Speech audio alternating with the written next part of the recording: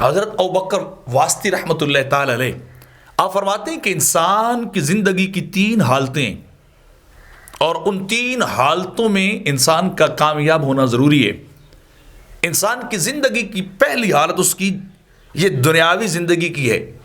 اور دوسری حالت جو اہم مرحلہ اسے زندگی میں پیش آتا ہے اس کی موت کا ہے، اور تیسرا مرحلہ وہ انسان کے یوم محشر کا ہے۔ تو آپ فرماتے ہیں کہ انسان کی دنیاوی زندگی کا مرحلہ کامیاب تب ہوتا ہے جب انسان اپنی زندگی اللہ کی اطاعت میں گزارے، اللہ کی بندگی اور عبادت میں گزارے، آقا علیہ الصلوۃ والسلام کی اتباع میں گزار دے، زندگی خواہشات کے پیچھے نہ گزارے، بلکہ کیا ہو، انسان اللہ کا مطیع بن کر رہے،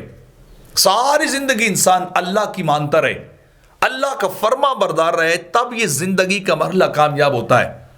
اور دوسرا مرحلہ اور دوسری حالت انسان پہ جو طاری ہوتی وہ اس کی موت کے وقت ہے، جب ملک الموت انسان کے سرانے کھڑا ہوتا ہے، اس کی روح کو قبض کرنے لگتا ہے، تو اس وقت جو اسے کامیابی اور دولت نصیب ہوتی ہے وہ یہ ہے کہ اس کا خاتمہ ایمان پر ہو، کلمہ توحید پر ہو، رسالت کی گواہی پر ہو،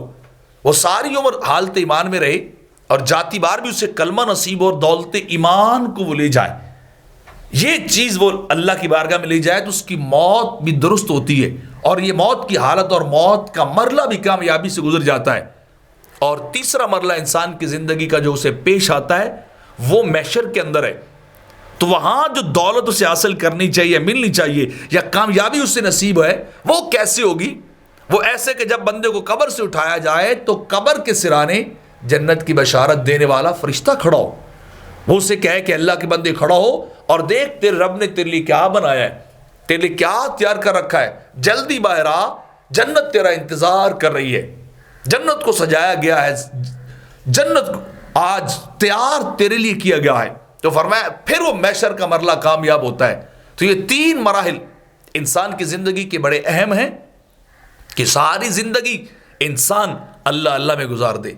اللہ کی بندگی میں گزار دے، ساری زندگی خدا کی عبادت میں گزار دے، گناہوں سے بچ کر گزارے،